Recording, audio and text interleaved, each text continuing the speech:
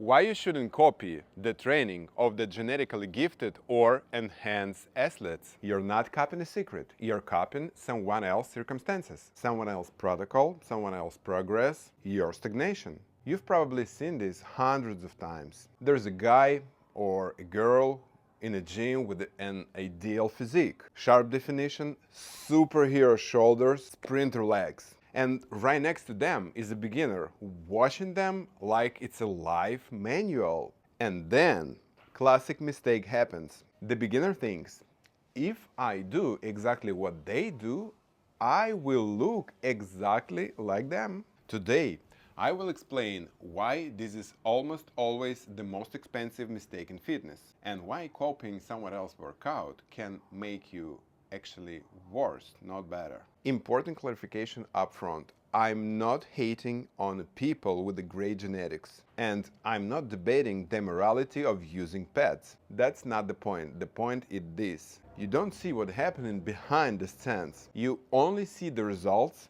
and maybe some part of their workouts. And you try to copy it as if that's the whole secret. Here's the logical trap beginners fall into. They see a great body and automatically assume this person trains the right way. But a great body does not prove that their program will work for you. Imagine someone wins big at a casino. That doesn't mean they have cracked the system. Same thing in a gym. Sometimes a body looks great not because of training, but despite it. Some people grow from almost any stimulus. They do nonsense and still progress. Others need precision, volume, technique, recovery, nutrition, gradual overload. Most people belong to the second group, but they copied the first. Let's break down why those workouts look like magic. First, genetic.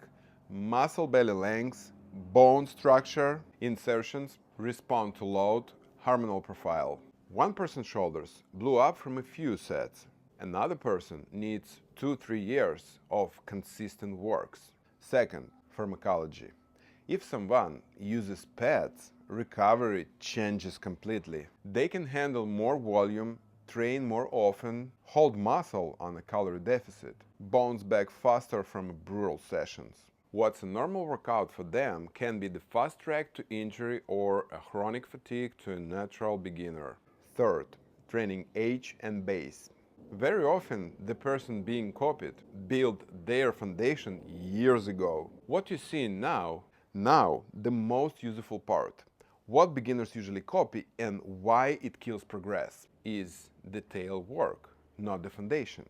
Mistake number one, copying exercises instead of principles. Partial ranges, specific tricks. The beginner sees fancy movements, weird angles, cables, supersets, and thinks that's the secret. But the secret almost never the exercise. It's the principles: progressive overload, control, technique, volume, consistency, recovery. Mistake number two, copying volume. He did 25 sets for chest. The beginner does 25 sets and can raise their arms for a week. Set quality drops, technique falls apart, joints get crushed, muscles not recovering. Mistake number three, copying intensity and ego. Huge weights, cheating reps, swinging, jerking. Often that's not because that's how it should be, but because the person performing for the camera or knows how to manage risk or simply doesn't care. Mistake number four, copying the split and frequency. Monday chest, Tuesday back, Wednesday legs, Thursday shoulders, Friday arms, Saturday something else.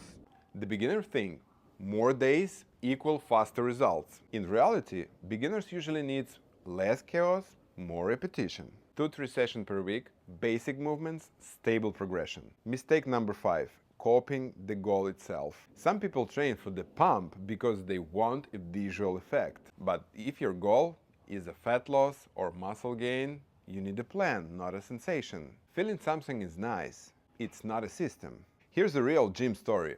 A beginner sees a guy with the insane shoulders. The guy does lateral raises from 6 different angles, then drop sets, then finishes on the machine. The beginner copies it. 3 weeks later, he says, my shoulders aren't growing, but my neck and my traps are fried, and my shoulders joint hurts. Why? Because the beginner has no scapular control, no technique, no strained base. He's doing isolation exercises that require movement competency he doesn't yet have. He doesn't need 6 lateral raise variations. He needs to learn how to press, pull, stabilize the shoulder, and progressively increase load. So what you should do instead? Step by step. Look at systems, not exercises. Is there progression? Are weights and reps tracked? Is there 4-8 week plan? Is recovery considered? Check if it matches your level. If you don't have solid squat technique, don't chase exotic stuff. Build the base. Squats or variations. Hinges, presses, lunges, pull-ups or rows, core workout. Track 3 markers instead of feels okay. First one, progress in reps or load. Second one, technique stays clean. Third one, recovery. Sleep, energy, not constant pain. Do minimum that gives you maximum. Beginners don't need a circus of exercises. They need a stable plan and discipline. Eat for your goal and stop trying to outtrain your diet. Many people copy workouts because they subconsciously want to compensate for poor nutrition. But bodies aren't built with pump, they are built with routine.